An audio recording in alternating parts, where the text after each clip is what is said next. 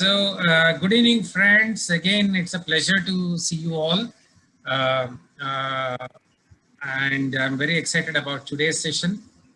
This is a very important session for all of us because one of the key dilemmas as well as challenges that we all go through is the decision making with regard to when to go for off-site systems, reticulated systems, and when to go for on-site systems is always a dilemma.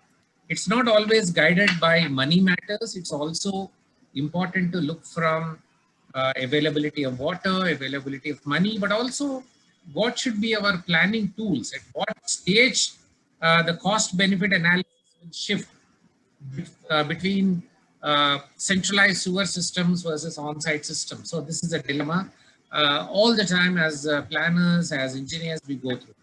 On top of it, when you have on-site system, just provision of on-site system is not good enough. We all know on-site system, be it septic tank or Jocasso or any of these systems, they are treatment infrastructures, and like any other treatment system, it has to follow certain hydraulics, it has to follow certain design principles, which often we tend to ignore, and we leave it to an untrained uh, toilet builder. Sometimes we call them masons, sometimes we call them toilet builders, and they build as per their convenience, as per availability of resources and land.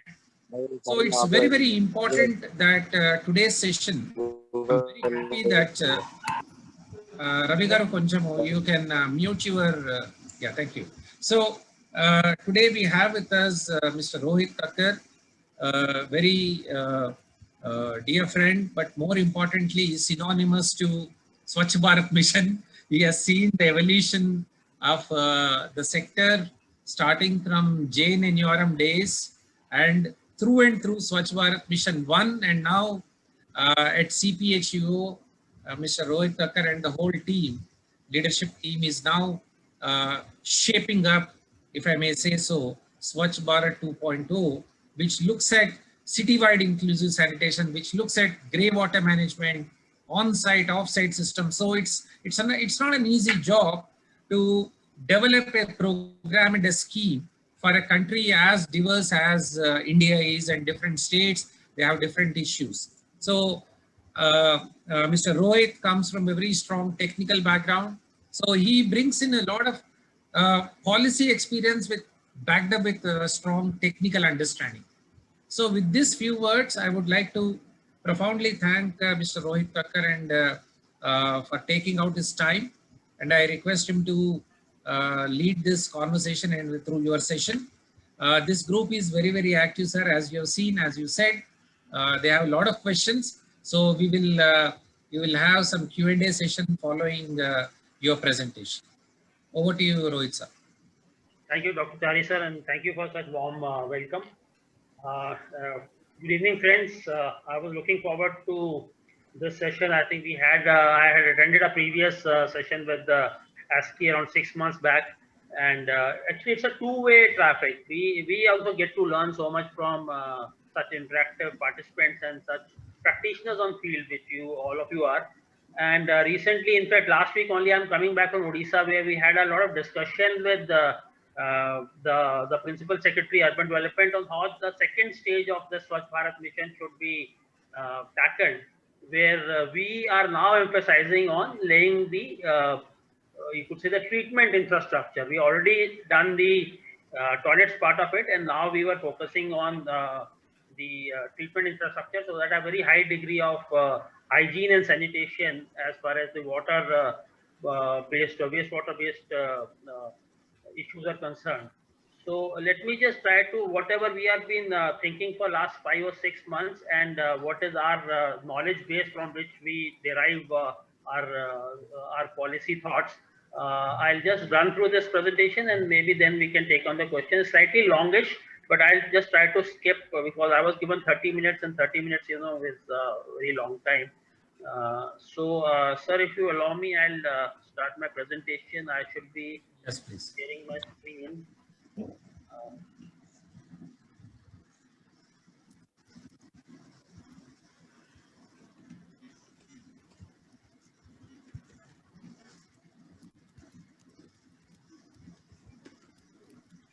Now this is a very, very, you could say, renowned picture for sanitation, and this depicts the 1950, sorry, the 1850 scenario in England, when John Snow discovered the cause for cholera in 1850, and this is around 2000, year 2000, when E. coli found the cover of Time magazine.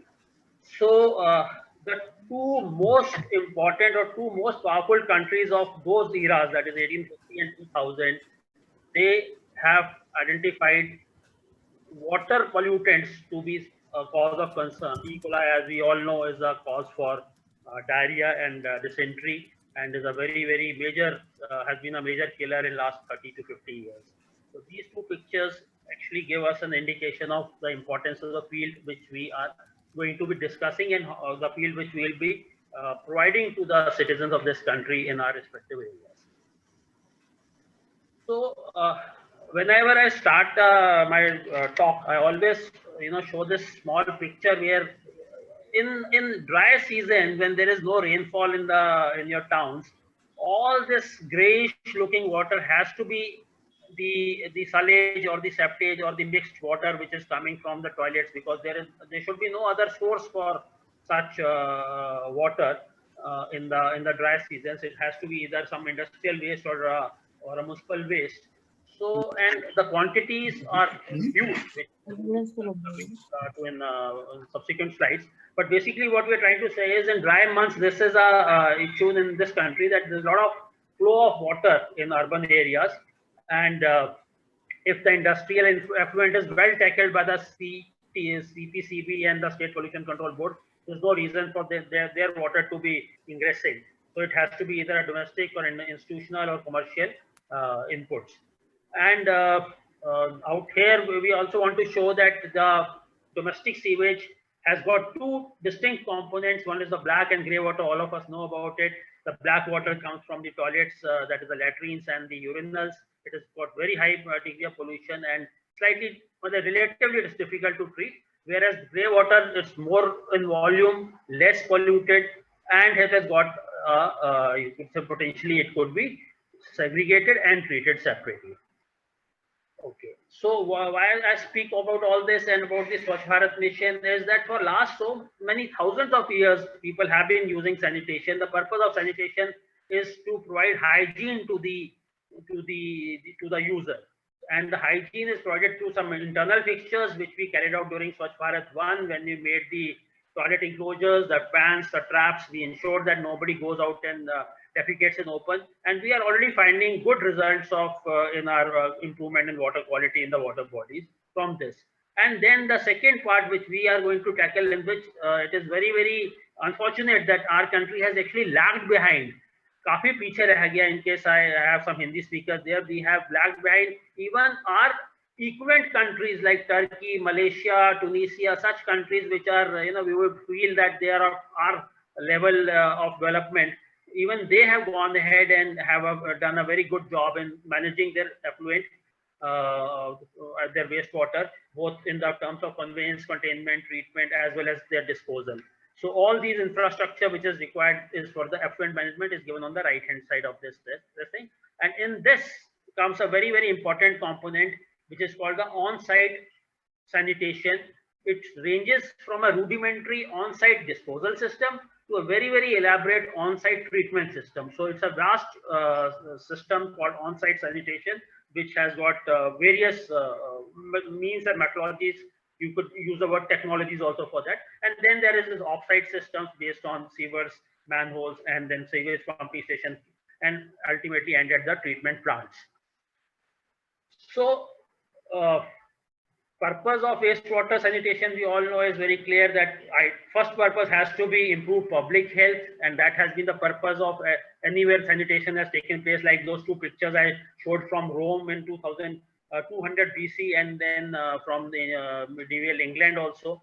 But the aim is to improve public health so that the diseases are not caused. And recently, very recently, in the last 20 to 25 years, with the acceptance of water being a resource, the environmental data, which has got an environmental cost of its collection, treatment, and then supplied to the municipal use, its recovery is also become very, very important. So this also becomes a part of our sanitation. So the concerns, like I've listed out there, major concerns which any policy maker, any infrastructure developer, any municipal officer would be feeling is about the economics of this, or to get the infrastructure provided to the citizens at the cheapest possible cost in terms of collection, conveyance, and treatment, and then also the recurring costs which are there for the O&M, as well as a very, very major function, because this was a prime point of our discussion in Odisha, is about the retrofit pain, public disruption. This becomes very important when we have not taken the action in the first go, and when it was very, very easy for cities to lay their networks and collection systems. We have not gone there and spent money at that time when it would have been much easier. And now if we try to do some retrofit in already built up areas, there is likely to be some pain, but like they say, there would be no pain, no gain without pain. So that issue is also there. So this is the one major set of concerns which we have. Second, obviously, is the fate of wastewater, which is more to do with the concern with the water as a resource and the environmental pollution. So out here on the right hand side, I'll just try to say that for a small town, for 50,000 population, which there may be around 3,000 towns in the country which have got a population of more than 50,000, we would have almost around 45 lakh liters of water being discharged on a daily basis, of which around 12 lakhs will be black water and 30 lakhs will be grey water. So these are huge quantities of water, if we, even for a small, you could say, town, nondescript town. So we need to be very concerned about this water which is being otherwise lost. Two issues out here, while there could be many issues of concern in dealing with wastewater pollution, there's so many pollutants, but in our country, basic two pollutants are the BOD and pathogens. Everybody knows about them. So the figures of BOD are given on the right, but what is very, very important, and what I want to show to those people who may be slightly non-technical from the environmental angle side, is the density of pathogens in sewage. When we say normally in sewage there are 10 raised to power 7 total coliform per 100 ml, what does it actually imply? It actually implies that for 1 millimeter there are 100 total coliform, and that means a tip of your pencil has got 100 total coliforms.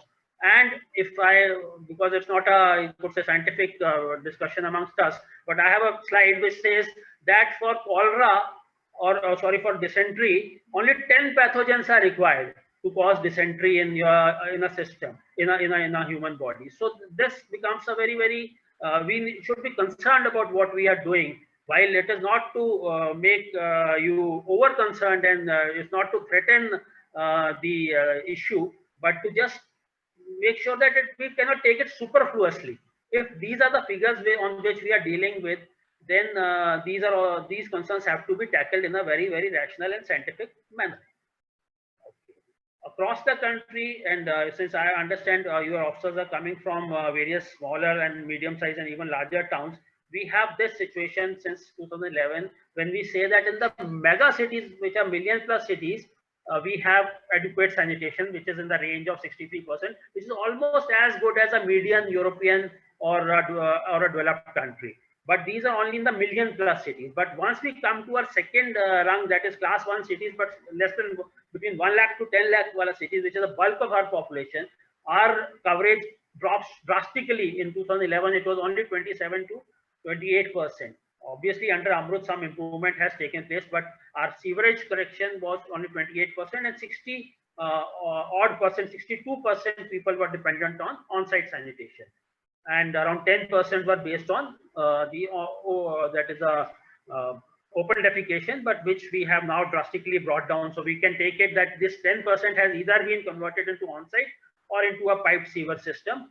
So in the next slide, we'll just try to give some figures. And in the smaller towns, our coverage of sewerage is definitely very, very less, 12%, but 64 odd percent were on-site sanitation, which is the bulk, and around 24% people were defecating in open. And out here, if somebody wants to go into details, the various types of on-site sanitation, which was permissible before 2011, are also given in this second bar, which is in orange color. You will find that there are other systems also where not only the orange is the septic tank, whereas the other systems are also tabulated, or other percentages are also tabulated. Okay. In summary, what we wanted to say is that in the class 1 cities, which is more than 1 million, we had 63% coverage, and around 15 million households were connected to sewerage out of 24 odd million. But in class 1 cities less than 1 million, it was only 6 million people connected out of 23 million odd people. And as we come down, their coverage was much less. Between census 2011 and now in 2020, due to the efforts of Amrut, Namami Gange and Swachh Bharat Mission, the coverage for sewerage has improved, and it's an ongoing process. In some cases, the works are yet not completed, where the STPs are ready, but the networking is yet to be completed. But we expect that by end of 2021, when the next census data comes in, we will be in the range of around 50-50 between the network and the on-site systems. And on-site systems will be majoritarily, it will be in urban areas, it will be septic tank based. Right. So when we look at the global picture, because anybody can say there are a number of treatments systems, even at the on-site level, number of disposal systems at the on-site level. Like I said, the on-site is a very big range. It starts from on-site disposal system, which is very rudimentary, like a VIP toilet, but it extends right up to the on-site treatment system, which is a Jakasu system, which is a full-fledged wastewater treatment plant. And in between, there's various systems. So when we look at this example from the government of Japan, they try to say that on-site, there are 6 to 7 on-site systems which they have, and then there are off-site facilities which are based on sewer networks, and also there are certain non-sewered, non-conventional sewered systems where there are also sewer systems like in case of simplified sewerage, but percentages are very less. But de facto, the majority of even in Japan, it would be the sewerage system, the separated sewerage system, and where the separated sewerage system is not there.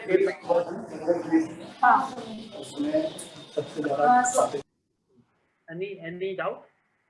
Okay, the septic tank core flush system, that's the majority of what is happening in semi-urban and rural Japan. So this is coming from a developed country, which is, we could say, and a country we could be aspiring to, or maybe it's a country which has already gone past that level. Okay.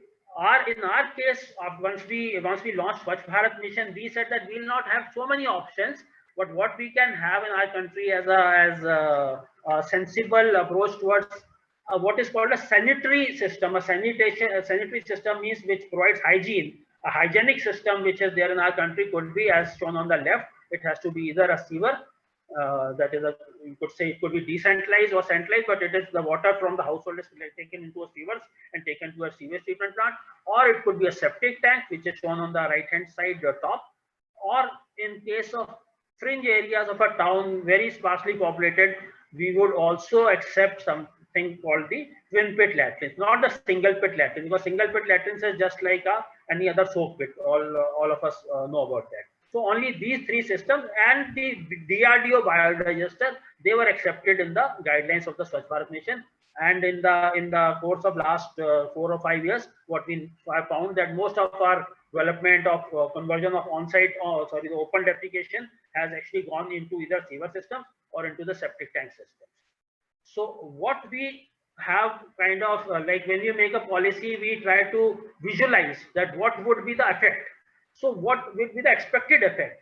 We are, because of the theoretical knowledge as well as from experience from the other literature and the other developed nations, what we find is that if it was a localized on-site system, basically based on septic tanks, we can have around 40% in case it's a septic tank followed by a soak pit or a drainage field, to around 60% BOD removal. If the degree of sanitation is to be only taken in terms of BOD removal, then between 40 to 60% BOD could be removed by using the septic tank, followed by a secondary system, which, as we all know, is covered under the IS code 2470 part 2. There are various options given, because there was a query also sometimes just now that in case there's a high water table, then what is to be done? Then the other systems come into play, which are slightly more expensive. but the possibilities are there that after septic tank you can have either a mount system or an anaerobic filter. Maybe a small pump will be required, but this is sure, this is doable, but it will be may not be practical at individual household level. But this gives us a slightly better quality of the BOD removal. That is the degree of sanitation which is achieved. And in the same this bar which I'm showing on the lower side, this narrower bar, I'm trying to say that what is the amount of water which is available back to you, because the second concern, if the first concern was the pollution removal, but the second concern was water as a resource. The water which comes back to you as a resource is only very limited, because only in case the septic tank system followed by a soak pit or drainage field is there, then the water will be lost to the either into the ground, or in case it is not treated, then it is just lost to the environment. So we don't have this water coming back to us. So I'm just taking around 5 to 10%, which is the collected water in case of septage. Only that is available to us as a resource for treatment. Second system is called the twin pit system, which is, like I said, for very area. The level of treatment is very less, but it is acceptable because it will be cheaper and it doesn't require much management. But again, because twin pit is just a pit system and all the water will be lost to the ground, so we don't expect any water to come back. The third acceptable system is in the sewerage plus wastewater treatment system, which could be, like I said, range from decentralized for a small locality, even for a building, and it could be right up to the centralized system for a town or maybe even a town and a cluster, which has got a high potential of BOD removal, as well as theoretically a large amount of water will be available to us for secondary use. So there could be many types of many systems which are, like I said, treatment trains, not actually technologies, but treatment trains which have been developed for wastewater treatment and which are all acceptable to us. So now this question comes that what is the thought about centralization and decentralization, because this word decentralization has been used so often in the last 7 to 10 to 15 years that somehow it has lost its significance. So what we need to see is that the word decentralization actually means right sizing the project. And when I come towards the end of my presentation, I'll try to show that how this decentralization has been brought into policy without losing the effect of decentralization. Just for the sake of decentralization, we don't have to do decentralization. Suppose you got a small town of 1 to 2 lakh population, you may have one treatment plant, and another town of say 20 lakh population may have 2 or 4 treatment plants. So out there, even the decentralized treatment plant will have a coverage of more than 5 to 7 lakh people are being covered by that. So on the right hand side, I'm trying to show that, take the case of Singapore. It's a fully developed nation city, and it has got 4 wastewater treatment plants for 100% of their town has been covered, and one of them, Changi, is covering 60% of their population. So this we can say is for a rich country which can afford, but they have got this not decentralized, but they have done 4 plants, which you can call them decentralized, or 60% and 20%. They are huge plants. The total quantity is also mentioned out here. It is 585 million cubic meters, that is 585 billion liters per year. So that is more than 1 billion liter per day is being covered. So it's much bigger than any of our plants in our country, even in mega cities like Delhi. Second example, on the bottom side, I'm trying to show off our recent plant which is coming up in Mexico. Again, Mexico is not too rich a country, but this plant is also, but the Mexico City is one of the biggest cities in the world, population of almost 2 crores.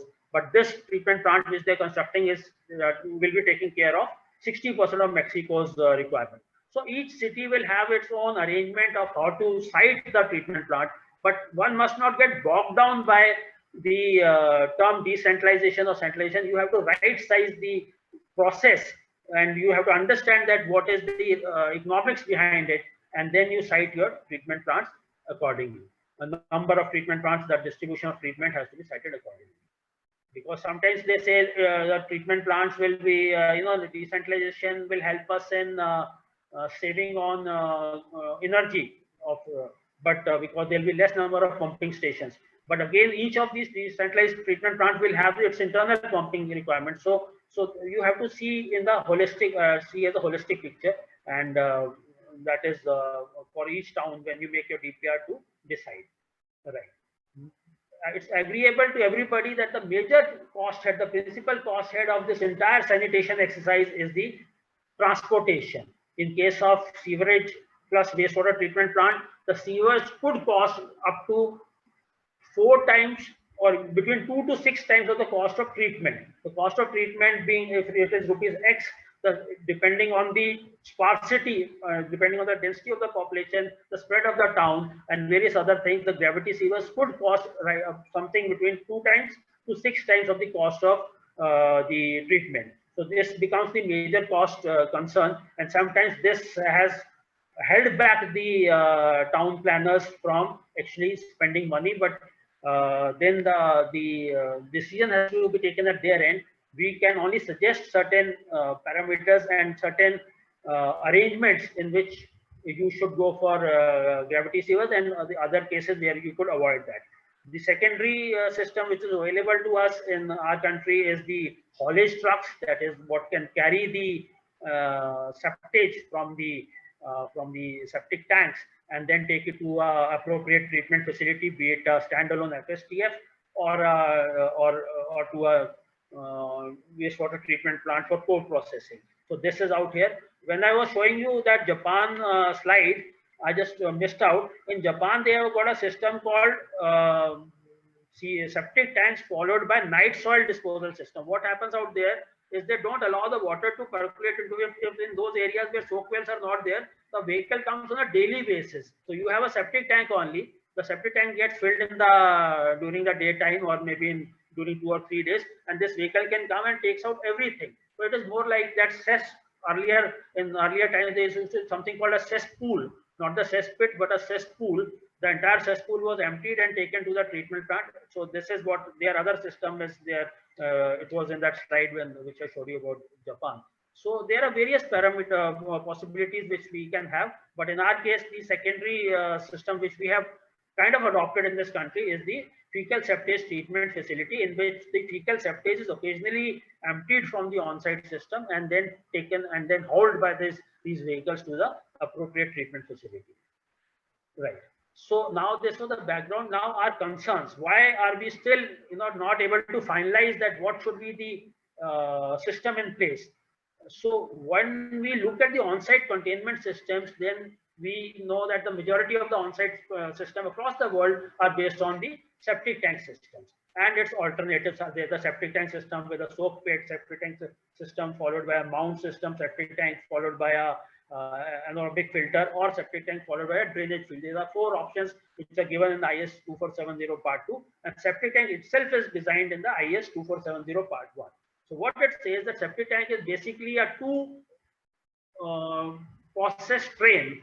The first process deals with heavy settleable particles. It allows them to settle, and once the particles settle down, then slowly it carries out anaerobic BOD activity. We all understand anaerobic activity is when we don't allow oxygen to come in because of the depth of this tank. Because the tank is deep, there is no oxygen at the bottom, and so the heavy particles which are already settled at the bottom, they get treated anaerobically by anaerobic bacteria, and this leads to digestion of sludge, which reduces the volume.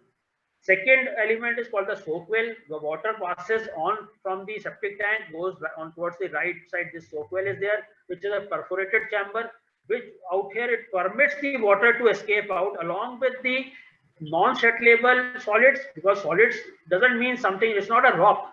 The solids are of all weights. There are big solids which will settle down in the septic tank. There will be floatable material which are called colloids, very, very small solids, which has also got a massive implication, and they will just pass on into the soak well.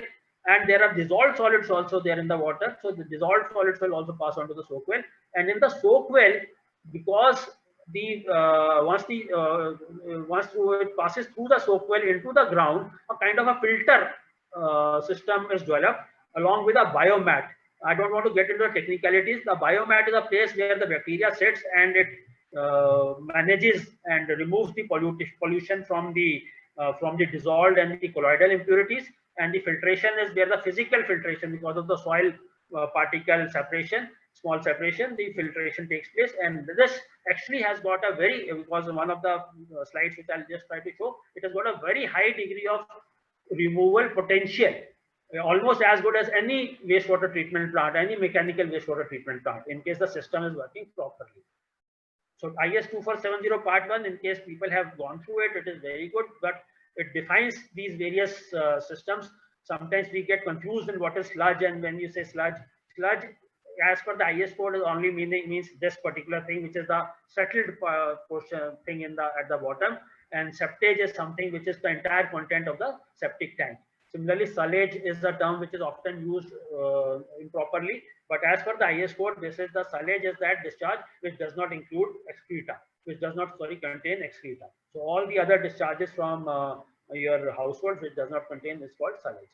That was not important, but this is very, very important, because the IS code has been created for us to learn, and this is the only way that we should have in our past, because for last 50-70 years we have been making these septic tanks and soak wells. So if somebody can just go through this, the IS code very clearly mentions that the sullage may be distributed crudely by throwing, that is, you don't allow the sullage to enter the septic tank, that is still acceptable, but there should be some grassed area and gardens available to you. Where the gardens and grassed areas are not there, when there is a congested urban space, so there is no question of sullage being just distributed crudely out there. This is only applicable to those places where you have a slightly biggish area, where you got a small garden or a a property which has got some place where this sullage water can be disposed. Or so this was very important, because this has to be read in very great depth, and so that it can be dispersed and absorbed in the soil. That is one. Or he says that sullage can be drained to a seepage pit, that is a septic soak well itself.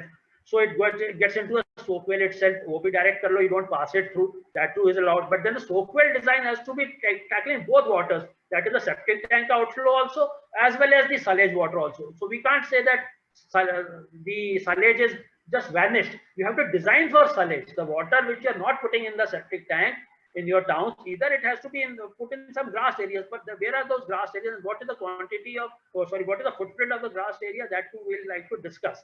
So this is very, very important point. So it has to be either available for dispersion and absorption, or it can be put into the soak well or dispersion trench, both of which are acceptable, and from which it overflows into, or it gets into the soil. Basic point is that sullage is not allowed under no circumstances. If you see the last para out here, should effluent from a septic tank be allowed into an open channel drain or body of water without adequate treatment? Or so, and also it says that sullage pits and trenches should only allow it to be percolated by the surrounding soil. It is not that the sullage is allowed to be discharged into open drains. This is as per the IS code, but practically what has happened, and it has happened in a massive way in this country, is that we have a huge problem of what I was trying to show you in the first slide, the dry weather flow of all households getting into the surface water. Right? If you see this picture on the right hand side, this is also from the IS code, but it is very clearly showing that all the discharges, including sullage, should actually get into the septic tank. This is for those areas where the grassed and green areas and gardens are not available. If you are living in a 6-story apartment in a small or a medium-sized town, you may not have a situation where the water can be just discharged elsewhere. It has to then to pass through this. Because ultimately everything has to get into the soak well, and the soak well has to be designed very properly. Right. So then some doubt is also has been raised that why is CPHO not been proactive for last so many years? But CPHO is very, very clear. If you go through the CPHO manual extracts which have given out here, it is very, very clear that these on-site systems at interim measures till a decentralized or a full centralized sewerage system can come into place. When the system is applied to urban, when the system is applied to an urban area with high population density, care must be taken not to have a negative effect on the surrounding environment. Right? All these issues are already very well covered.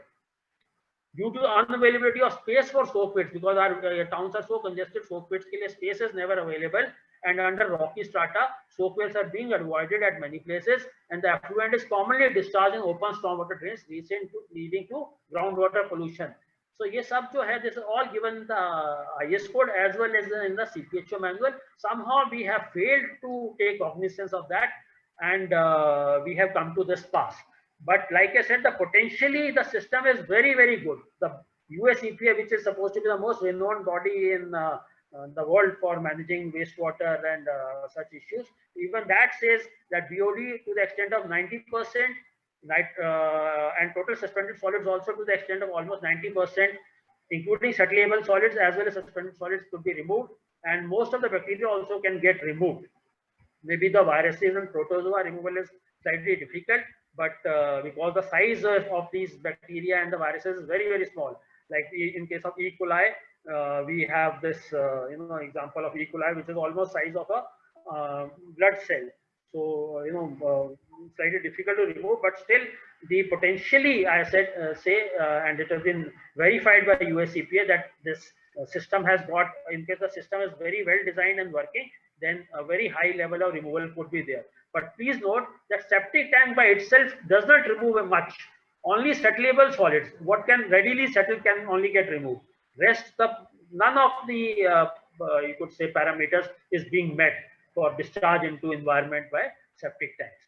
But septic tanks followed by this soakway. So soakway has to be very well designed. Actually, the magic lies in the soakway, not in the septic tank. Septic tank is just the first stage. Right. So soak pits ke baare mein jo hai, we have given detailed thought. So what happens out here is that soak pit requires some space. If you see this picture on the right, after the soak pit, there has to be a layer of soil through which this polluted water is allowed to pass, so that filtration takes place and the biomat can develop. So the biomat and the filtration are able to remove the leftover pollutants from that, so that before the pollutant reaches the water table, most of the pollution has been removed. So for that, 2 or 3 issues are most important. One is that soak pit and subsurface groundwater should have at least 5 feet to 8 feet distance, because the soak pit top to bottom is almost around 2 meters. So it is to expect that at least 3.5 to 4 meters depth the water table should be there. If the water table is higher than that, which is very true in many parts of our East India, like in Bengal and Orissa, we have actually gone and seen it on ground. So out there, maybe the soak pit is not the correct this thing. And second issue, which is very, very important, is the rate of percolation through a soak pit. Very, very important. This is a big problem in the country. When we have, you could say, just theoretically applied our mind to it, and we say that we'll give a septic tank with a soak pit. In USA, I'll cover it later maybe, but in case of our country also, because most of our soil is between loamy soil and clay loam and sandy loam, so around 25 square meter of soak well space is required for each household, and this has to be undisturbed space. So 25 square meter doesn't look much when we look at from our level, but if you look at from the common citizen or poor citizen who's actually living in that congested space, for him it is very difficult to get this kind of undisturbed space.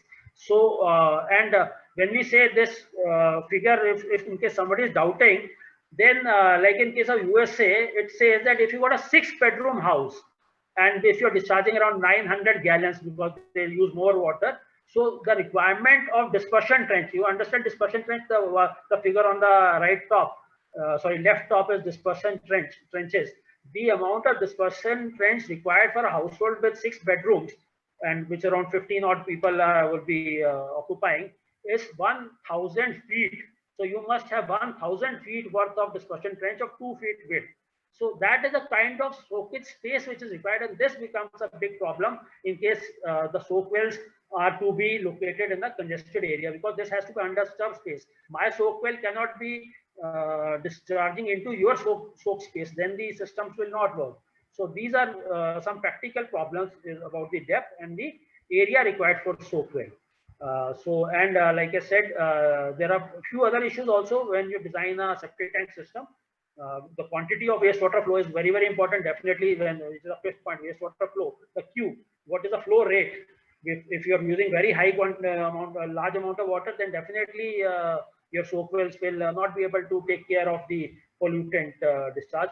But this, on the previous slide, when we mentioned 26 to 35 square meter area is required, this is when you take only 100 liters of water to be escaping per day, and then we use this formula, which is the applied formula for Soapwell, 100 liters per person, so which is around 500 liters per household. So if you apply this formula, you will get this figure, and this becomes a cause for concern. Right. So, like you may understand, then when we say the water, water gets into the groundwater, and there has to be certain depth before this filtration should take place in that dry space before it enters the groundwater. It doesn't mean it enters the groundwater from where you can just draw water. It only means that it enters the the capillary space for groundwaters, like it's tried to be shown in this picture, that the groundwater rises above the actual where you have this water below the ground. When you dig a well, this entire space will get filled with groundwater over a period of time. But even if on the day you dig, if nothing gets filled up, it doesn't mean that the groundwater is not at that level. If the moisture is there, that itself implies groundwater. This is the groundwater map of India. So now, as we see on the eastern coast, that is mostly Odisha, West Bengal, and parts of coastal Andhra, we are finding that the depth of groundwater is very high. It ranges from less than 2 meters, the blue areas, and 2 to 5 meters in the green area. So most of Odisha is covered in this, as contrasted with the western part of the country, the Rajasthan, Punjab, and Haryana, where the groundwater is actually very, very deep. So out here, there is no problem with putting a soap well in case because the water will percolate, as it is the soil is sandy. But out here on the eastern coast, there may be some issue if you don't site it very, very properly. So, like we were discussing this with the principal secretary in Odisha, that in his state, the groundwater table is generally very high, except for some areas where it could be 5 to 10 meters, even that is not too deep. So the issue about groundwater depth needs to be taken very thought into deeply before we try to just put across for the entire state that we'll be having a septic tank system. That what septic tank you can definitely make, because septic tank is a watertight structure. It is made of RCC. Theoretically, nothing should even ingress into septic tank. But the soap well will not work in case the water table is very high. This was one point, and the second point is that when we do analysis of Swachh Bharat Mission, we are told by most of the states, even in other areas like Tamil Nadu, that most of the septic tanks are actually don't have a soap well following them, and including some of the septic tanks which have been constructed under the Swachh Bharat Mission. This is very, very regretful, but this is a fact. And even where septic tanks are there, they don't follow the total provisions. Some don't have baffles. Some are just open bottom pit. They don't even have a RCC bottom. So it's more like a soap well itself. And often, in many cases, the water from the septic tank rises back and discharges into surface drain, where the grey water is already being discharged by the urban body or by the locals. And so the grey water and black water, which is partially treated effluent from the septic tank, they mix back and then they flow into our drains, like it has been tried to be shown here. And ultimately, this grey water, which otherwise would have been much, if it is well separated, it could have been easily treated. But now, because it is polluted back with the black water, the septic tank effluent, it is very difficult to treat, and now it has to be taken to an appropriate treatment point from which this can get treated, because it will be mixing with the industrial effluent. It will be mixing with urination and defecation, in case people haven't still be doing. Animal excreta also falls into this, and like I said, the black water, which is the septic tank effluent, that also comes back into this open drains. And this is what we actually see in most of our congested areas. In dry weather flow, there's a lot of, you could say, this septage kind of thing. It's a grey water flowing into our drains. And the slum people and others are actually, their lives are affected very severely by this issue.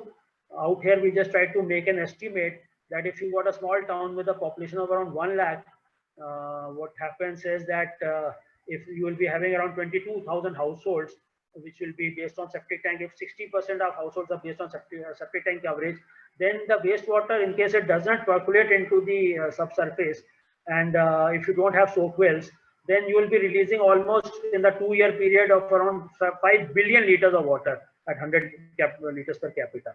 So, so this is a very, very huge quantity which is being lost for a small town, and this needs to be treated. We can't allow 5 billion liters of water to be just going here and there into open drains and then into marshes or into water bodies.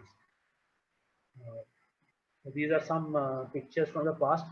One solution which we have identified through the Alliance and others is the on-site sanitation, which is part of this entire integrated approach which we are designing. When we say that, okay, in some portions of the town, we can have the system of haulage vehicles collecting the septic from septic tanks and then taking it to an appropriate treatment facility.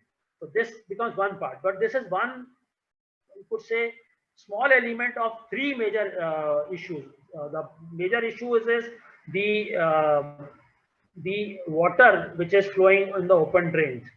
This entire water, like I said, for 1 lakh population is around 5 billion liters, whereas the septage which will be carried in the same time frame will be only around 30 million liters. So it's not even 1%. Though the septage will be more concentrated and that will have its own issues.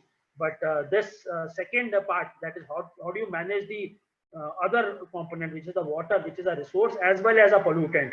So how do you manage that? That needs to be looked into, and we have tried to design something for Swachh Bharat 2.0, and which I'll try to cover in a couple of slides from now. FSSM policy is often misstated that FSSM policy gives an alternative to the sewerage. No, it's a partnership. Because the septic tanks is even the most developed countries of the world, septic tanks do exist up to a certain percentage, and to manage the quality of septic tanks, the fecal septage management is necessary. So fecal septage management policy has got its role there, but it is, like I said, a part of the overall solution which we have now designed. I'll just rush through now. Other on-site sanitation options I don't want to discuss because that's not they are not in major numbers also, and the solution which they have more limitations than solutions, so we need not bother with them. Jakasu definitely is a very, very wonderful system, but then the cost for providing is slightly high at this time. But in many urban areas where what we will coming, I'll try to discuss this in my concluding part. There could be some space for Jakasu's kind of systems also. Right. So this I have already discussed about the on-site facilities that people are somehow putting in wrong on-site systems in place. So the systems are not functioning to the level which they are expected to function, so that they can be taken as a full-fledged treatment system by themselves. Like I said, there's a difference between an on-site disposal system and an on-site treatment system. They are not functioning as the on-site treatment system. They are only functioning as the on-site disposal system, which is likely to cause very high degree of pollution in the country. They don't follow the BIS standard, the IS code I have just discussed with you, or the CPHO manual, and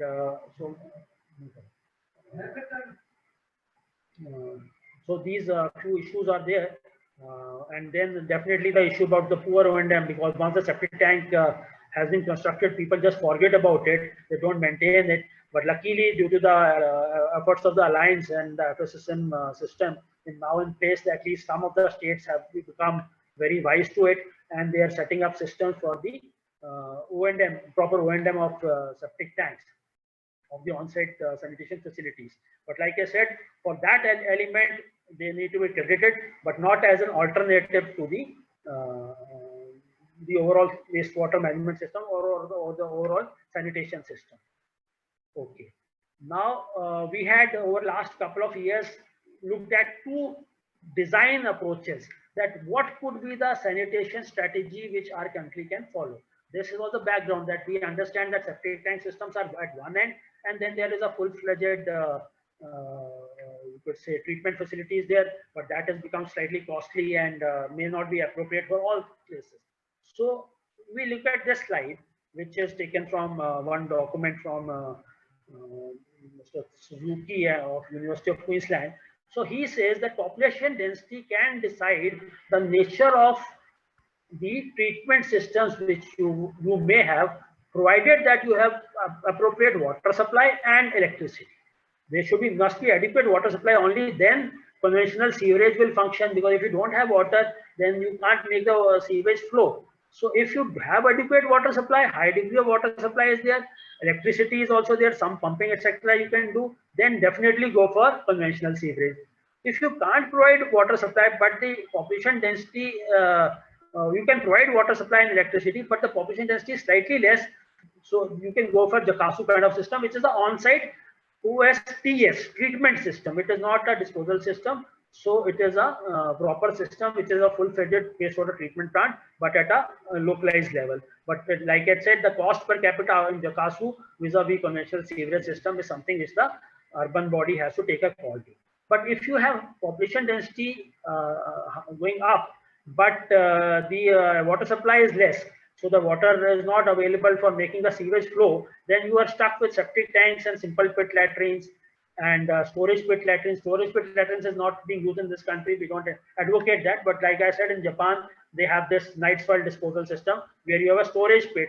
So you dispose whatever you want to do, and after a couple of days, the vehicle will come and take everything and take it to the treatment plant. So, but that becomes very, very expensive. But since you don't have water, so maybe this is one option. Then couple of options, if very high population density is there, then you could look into something called simplified sewerage system or small bore sewer system, which have been tried out in various areas. But these 3-4 systems are there. So, but based on our scenario, because we generally have high population density out here, like in case of India, we have our densities range from, you could say, for class 1 towns, it is around 6,000, and class say 3 towns, which is 50,000 less, 20 to 50,000, it's around 2,000. Average density is there. So these are our typical densities in this country, but this is average. The variation would be huge, because if I show you this slide, in case of Bombay, there's a ward in Marine Lines which has got a density of 1,12,000. I was told that that slum in Mumbai has got a population. Dharavi has got a density of more than 3 lakhs per square kilometer. So this varies, but the overall average density of Bombay may be around 43 in the island district and only 21 in the suburban district. But definitely there's a huge variation in particular pockets, and those pockets are the places where people actually reside in slums and in major numbers. Like another town like Surat has got densities which have gone even. So huge densities of these are there. So because we visited Odisha recently, I'll just take the example of Odisha, and maybe you can relate with that. Odisha is a slightly less dense, less populated state in the country. They have around 10 municipal corporations. The densities are got around 12,000 down up to 3,000 or so. And then there are class 2 towns who got a density from 4,800 right down to 1,300. And then there are class 3 towns, which have number of them, I think 38 of them were there, class 3 towns. Their densities also have, some of them have got very high density, and some are almost rural in nature. So every town will have to decide for their own this thing, the density based approach. How does this help? Like in case of Japan, they say that, okay, in case they have got low density and only 40% are reside per hectare, we can go for an on-site treatment system, because sewerage may be costly, cost per capita of construction and maintenance would be costly. But in case it is more than 40, then we may look into alternatives. One could be a decentralized system, localized system based on sewerage, but localized plant, and then population density increases further. They have to decide at what threshold. The threshold point for between a localized system based on sewers and a full-fledged centralized system based on sewers needs to be decided based on the local requirement. Nothing isn't given here, but this document is based from Japan government Ministry of Lands and I think Environment. So this is their approach. USA in 17 and 80s, there was a lot of development in outskirts of all their towns. Like we are also growing very massively in our urban areas in 70s and 80s and 60s. A lot of people started coming to USA from abroad and also from the rural areas. Now US is almost 80% urbanized. So most of the suburbs of the major cities grew like these. So out here in USA, these kind of houses which are made in almost 1 to 2 acre properties, they came up in huge numbers. And then in around 1980s, they carried out some analysis, the US EPA, and they found that there's a lot of pollution which has taken place because of use of septic tanks by such, even with these huge houses. So this is from the US EPA report of 2012, which says that although each system releases very small quantity of waste into the ground or the pollutant into the ground, but the numbers, when they combine together, then it becomes a problem. And one of the major causes of groundwater contamination in USA is the effluent from septic tanks. So this was what they realized, and various septic systems have caused high degree of pollution in in their groundwater. So based on then some studies took place between late 70s and early 80s. A lot of studies were made, and in each state, and each state then decided on the amount of area which a household must have, so that an on-site disposal system can be allowed for it. Not every household in USA is allowed an on-site disposal system. So in many, I think the density which they say is US permits a single family OSDS. So if you got a single family of around 4 members, you can have an on-site disposal system if your property size is around 0.4 acres or higher, right? So this is the norm in that country. In our country, I think this is this may be a guideline from the US EPA, because out there also they got a federal system. So like in the previous slide, I was trying to show that many places like New Jersey has got 0.8 acres per household. The average, the US EPA says 0.4, but out there they say 0.8 acres per household will be the minimum which is allowable in New Jersey.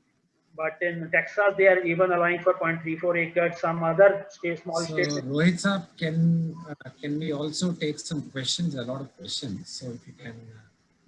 Anytime, sir. But if you allow 5 minutes more, maybe. Yeah. Please go on.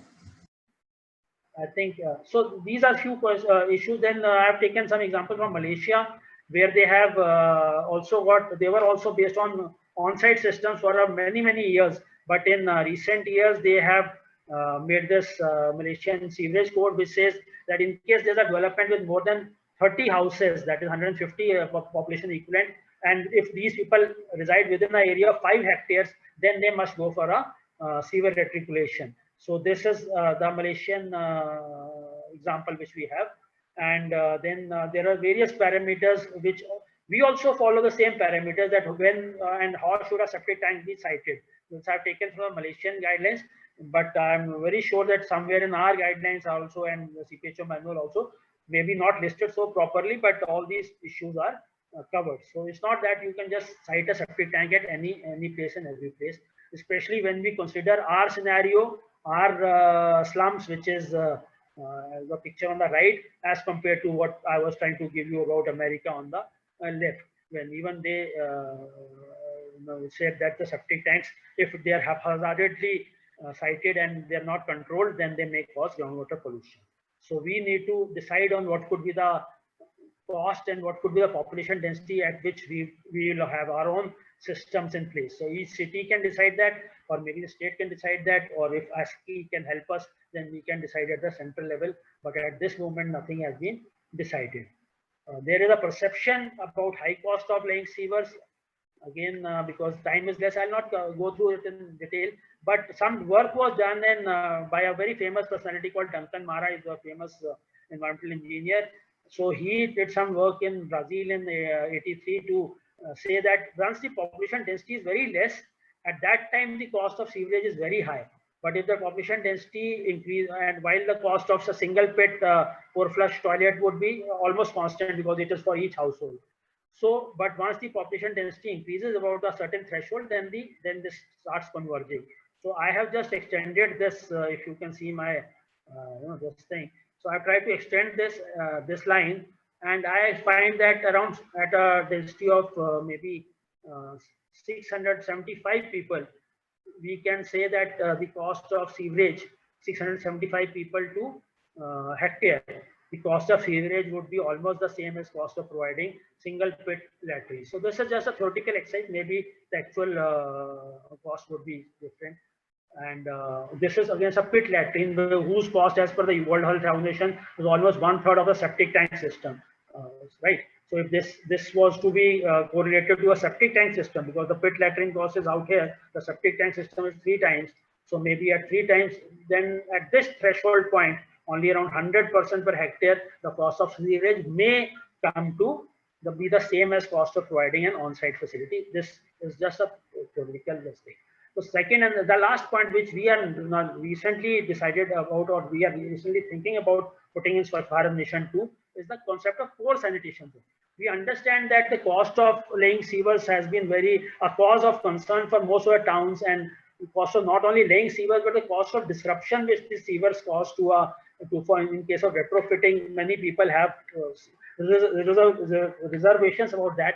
And then also the system of fecal septage system can work in certain areas to a certain extent. So this concept of core sanitation zone, just 2 slides I just want to cover.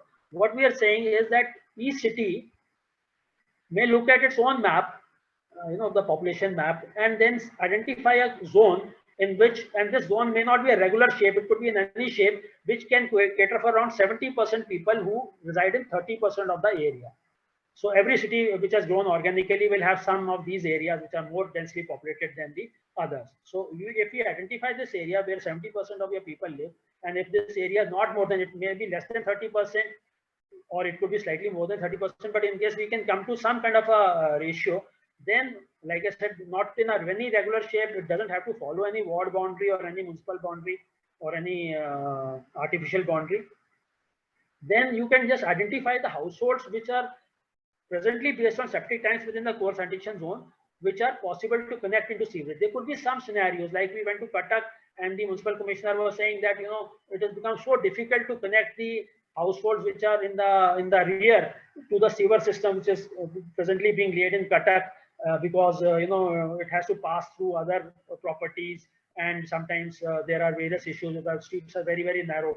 So we may, because we are already given upon those houses, and we are saying that we'll as it is going to manage those houses in the rear with the septic tank haulage vehicle systems, then we can just leave that. So I'm saying just identify 70%. First you identify the 70% population of this town, then 70% of this 70%, which can actually, they're not so difficult. You don't have a pain in retrofitting these households. So you identify these households which are slightly not too difficult to connect, but still are lying within the CSZ. So 70% or 70% means 50% of your population is identified to be connectable to a sewerage system. It is not, you're still not connected them, but you identified that they're connectable. You can, if possible, if funds are available, then we will try to connect them to a sewer system.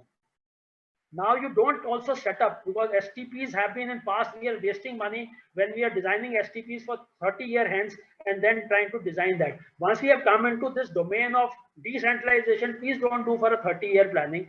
You just you design your STP for your current population or even less than that, so 80 to 100%, so that, and this STP will be sited in close proximity of the core sanitation zone. Like in this slide I'm trying to show you, is that suppose this is a theoretical city and which we got around 1 lakh population, each of these squares depicts around 2,000. So I'm saying that if this was that 70% wala zone which is lying in 30% of this town, if we have identified this as the core sanitation zone, what we can do is that we will lay our we can locate our STP at close proximity of this 70% wala zone, so that our trunk sewer lines are not too elongated. And also because it's only covering 30% area, the length of sewers is also restricted.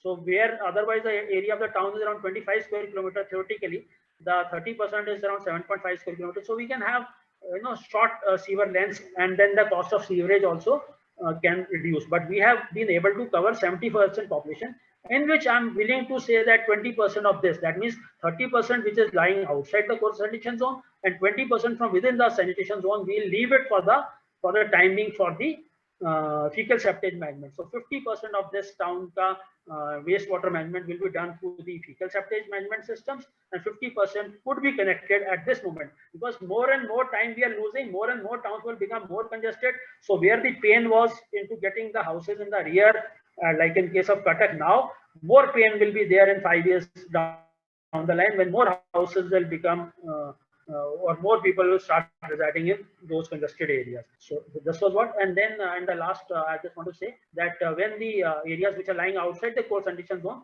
you enforce FSM, and also to those excluded dwellings which are lying within the CSZ, which could not be connected to the sewer network, we will enforce FSM. We will provide and enforce soak pits also at the same time, because where the soak pits are missing, if possible, within the premises, they need to be enforced by the local bodies. If soak pits are permissible, basically, if they are allowable, in case the high water table is there, then definitely we'll have to look at the alternatives. Or in case soak pits are not could not be located because of the area requirement, like I said, it requires around 25 square meter to 30 square meter, and we can even look at setting up community level soak pits in the parks and the open areas which are municipal owned. So those areas we could have soak pits, but at least some soak pits should be there in case we are not taking the water in our covered drains and taking it to a treatment plant, right?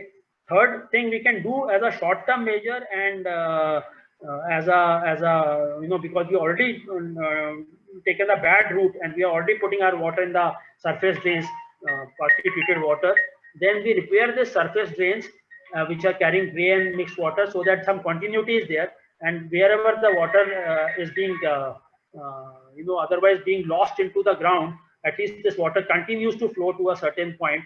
And when you have a sufficient mass, then we can execute an interceptor and diversion drain system before the water reaches the water body and is lost to the water body or is lost to a nala. We can have an interceptor and diversion drain system which can just collect this water. And we don't want that all your gray water, all your small drains are also connected to this. We are only going to tackle around 50% of the dry weather flow. So 50% of your dry weather flow in the core sanitation zone will be taken care of by the sewers. 50% of the remaining 50%, that is overall 25% of the this thing, will be taken into the interceptor and diversion drains, which will have a pumping arrangement and such things, and they can also be brought to the treatment plant.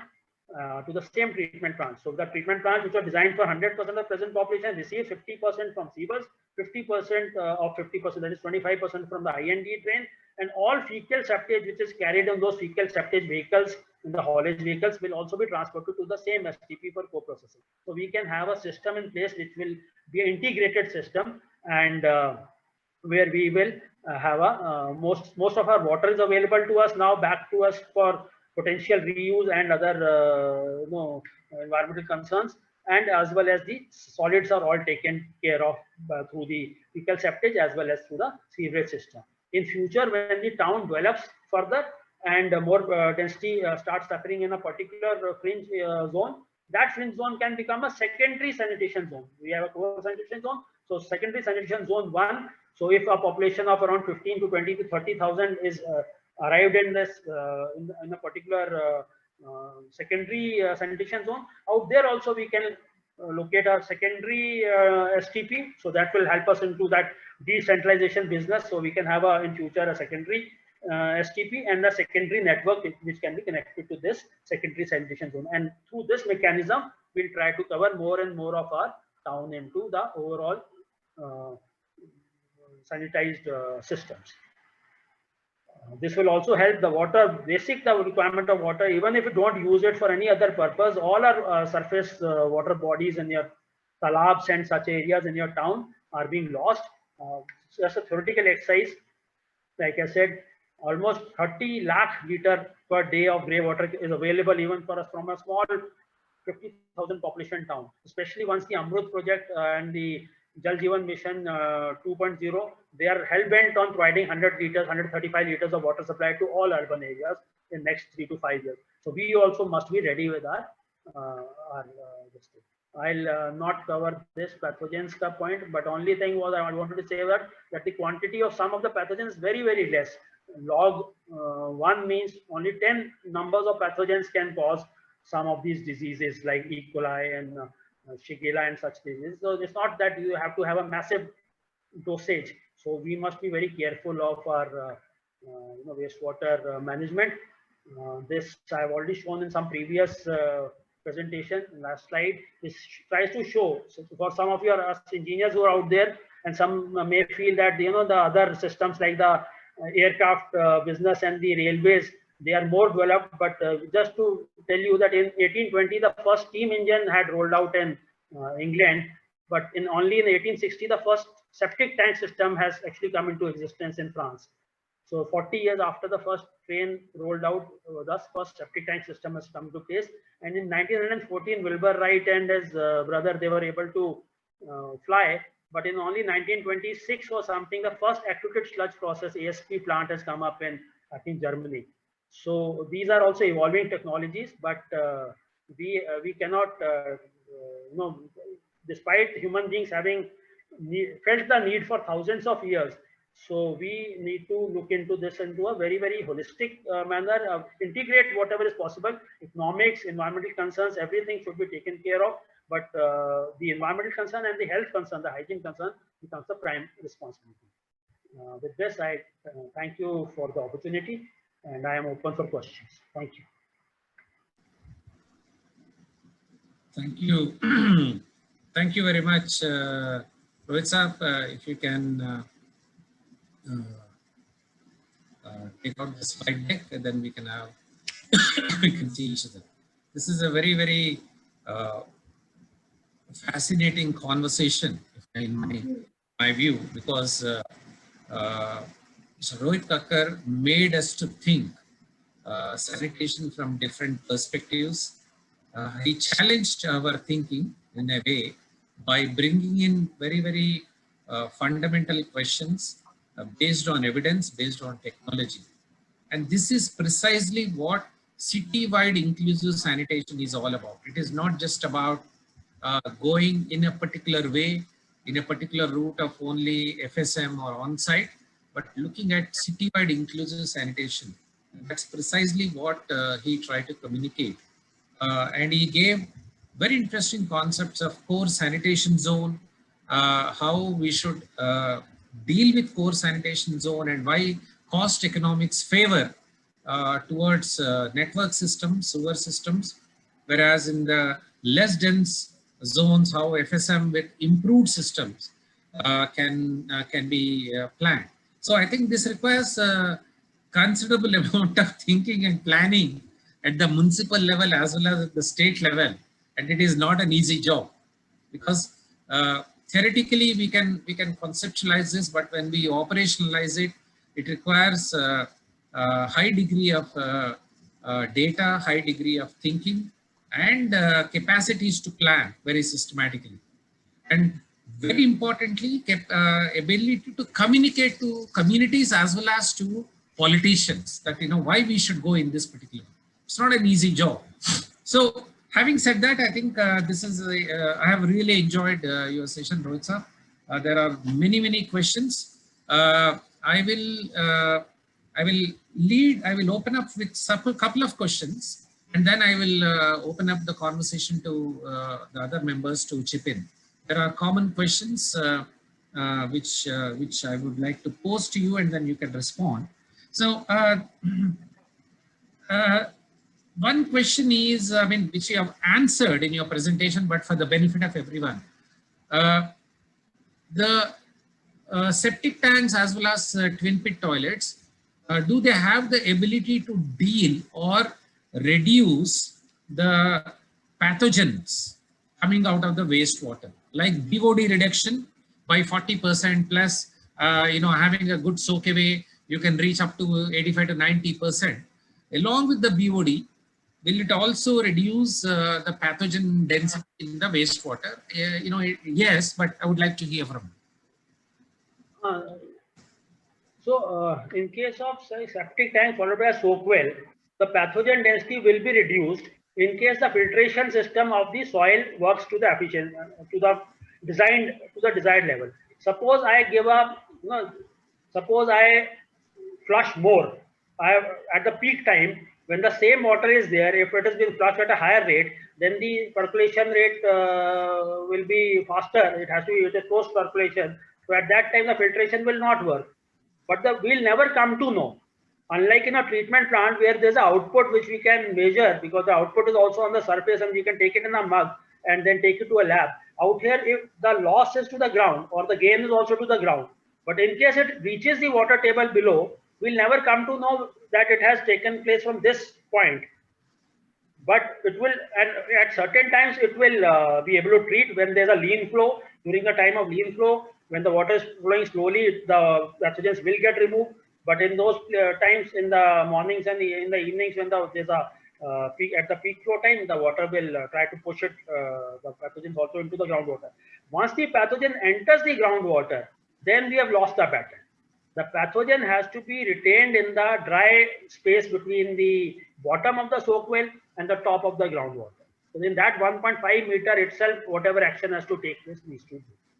So the answer to some of your questions is that the bottom of the soak away or the twin pit toilets, whichever some of you also mentioned, and the groundwater table, there should be sufficient distance for soil biotechnology to work and neutralize the pathogens. Otherwise, there is a potential contamination of the pathogens and contamination of the groundwater. So that's a very, very clear message. Now, one question is, when you have under Swachh Bharat, we promoted twin pit toilets, and the purpose of twin pit toilet is also to stabilize the sludge in one pit and then leave it for a long period of time and then use the other pit as an active pit. And if it is there for 6 to 8 months and stabilized, it is like a cake, dry cake. Do we still call it as a sludge, or do we call it as a stabilized fertilizer? What is the terminology we should use? Removal of pathogens is incidental activity which is taking place in a twin pit. Because we are not providing fresh pathogens, we assume that if in 6 months, if the soil is, if the sludge has stabilized and it has turned into humus, then there's nothing more for the pathogen to consume, and they'll self-consume themselves and they'll finish off in 6 months. So theoretically, this activity is very much feasible.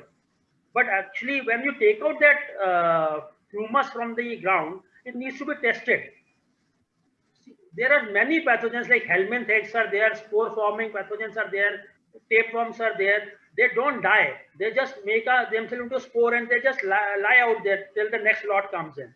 So some pathogens will get killed, some will not get killed. I'm an engineer, I'm not a scientist, but my basic knowledge is that this is what a potential.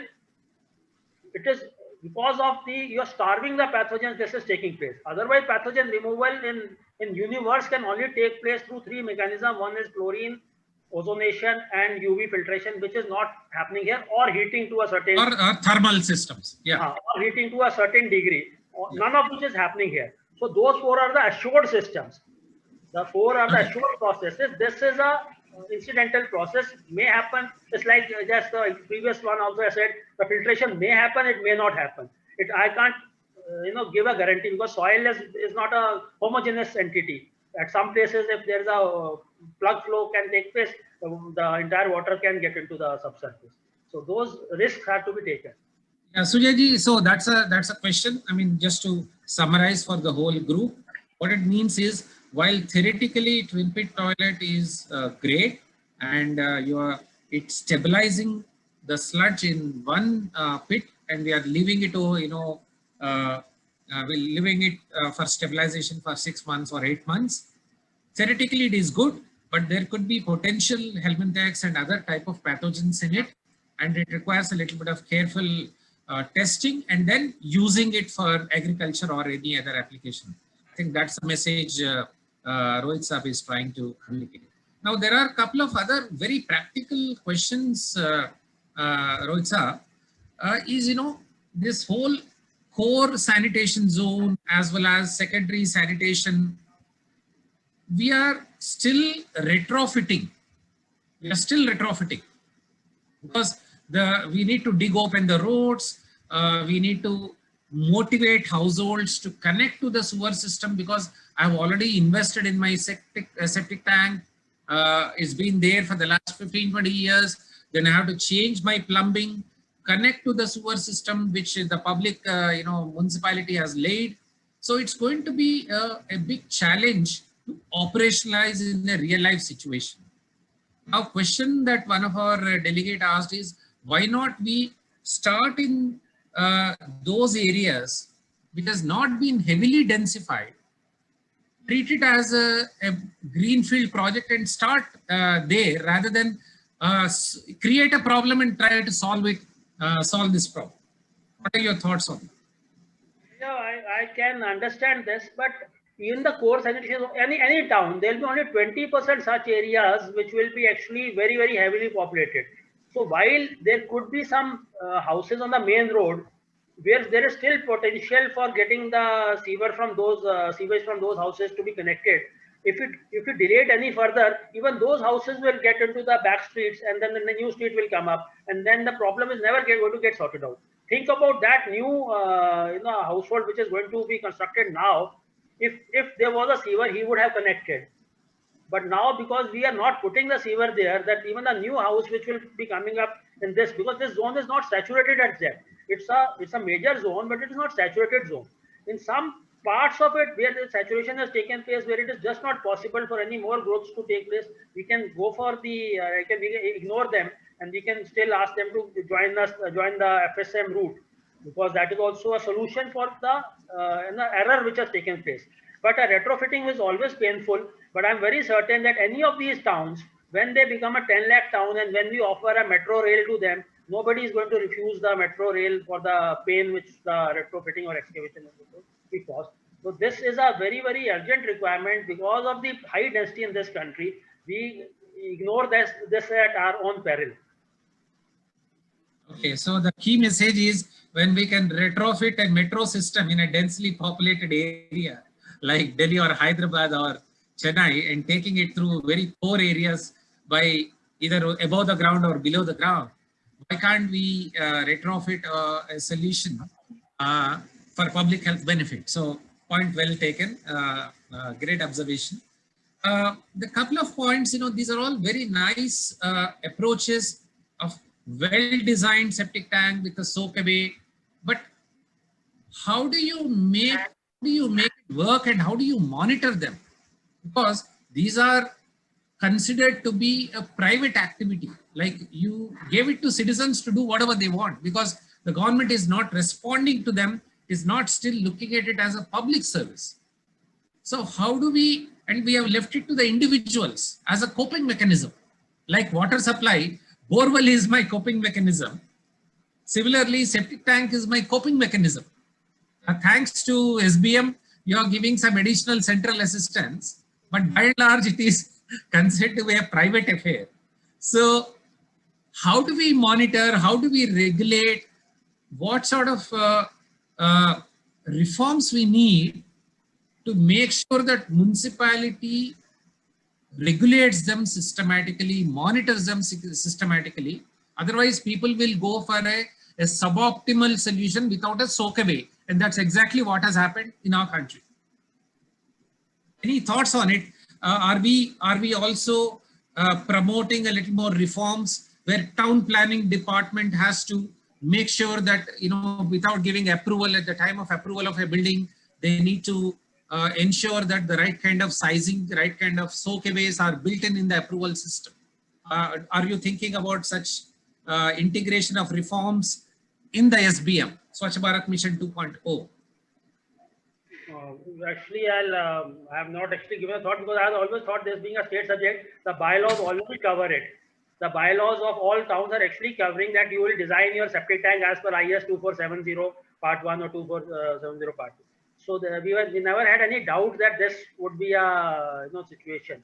Now, how to enforce that is, again, we'll have to leave it to the state, because again, being a state subject, we'll not like to get into that zone at this point. But as a suggestive thing, through your help, we can definitely draft a document, you could say model bylaw, in case somebody is missed out. But yes, there is, because it is the soak well is, though it is constructed in your own premises, but it is not exactly, because the subsurface doesn't belong to you. Below the ground, like air doesn't belong to you, it belongs to the government. Similarly, after a certain depth, it belongs to the community. So we can't say that anything which has been the water percolating below my surface is my own this thing. Property, yeah. up to a property. So for public good, for common good, I think this can So be. friends, this is an important issue since it's a state subject and a municipal subject, and many of our municipal acts, building bylaws have this code, IS code as well as NBC standards built in. So technically it is a role of the municipality to regulate, but often it is not done. So we need to amplify this. Please carry this message that septic tanks are not just a coping mechanism. It is a anaerobic digestion treatment infrastructure, requires certain design principle and requires certain amount of monitoring and regulation. I think that's the message. One more, just last point. Uh, will these systems, especially septic tanks, will they work in flood prone areas? Is a question, Rohit sir. Will they work in flood prone areas and high water table zones? In a way, you have answered the question with regard to soak away, but would you quickly summarize, will it work in flood prone areas? These systems. Flood prone areas, for the duration of floods, nothing works. Even the STPs will not work for the duration of the flood. But once the floods recede, after that, definitely there should be no reason after a few days, maybe when the soil is saturated, once the saturation gets removed, once the water starts going into the gravity, I think after a week or so, the septic tank should start working. Generally, that is again, like I can't say it for all places, but I understand that the problem is that in case the water table is rising, then nothing can get into the surface. But once the water table recedes, then that should work. Yeah, it's a valid point. As you said, uh, septic tank is a watertight containment system. Theoretically, it should work. But if you have a high water table and flooding, the soak away will fail. Not only during flood, even if there is high groundwater, as explained by Rohit ji. So we have to be mindful of designing the systems in high water table zones, and during flood time, the septic tank as such is not a bad choice because it's a completely contained system. But when it is totally submerged, many systems fail like any other system. So I think he has covered that point in this technical session. Now, there are a couple of other questions. I think we can deal with those questions through F&A. Many people asked Rohit Saab your presentation. It's very many engineers are there. It's very useful. So please, if you can share the presentation, that will be useful. Now, are there any other burning questions that we have not attended to? Any one or two questions we can take and close it. Sir, Biraja ma'am have a question, sir. Yeah, she had asked that how can we convert the holding tanks into septic tank? This is a big problem in many urban areas. So she had asked this question. Rohit Saab, would you like to respond? There are many holding tanks without baffles, without anything. So how do we convert?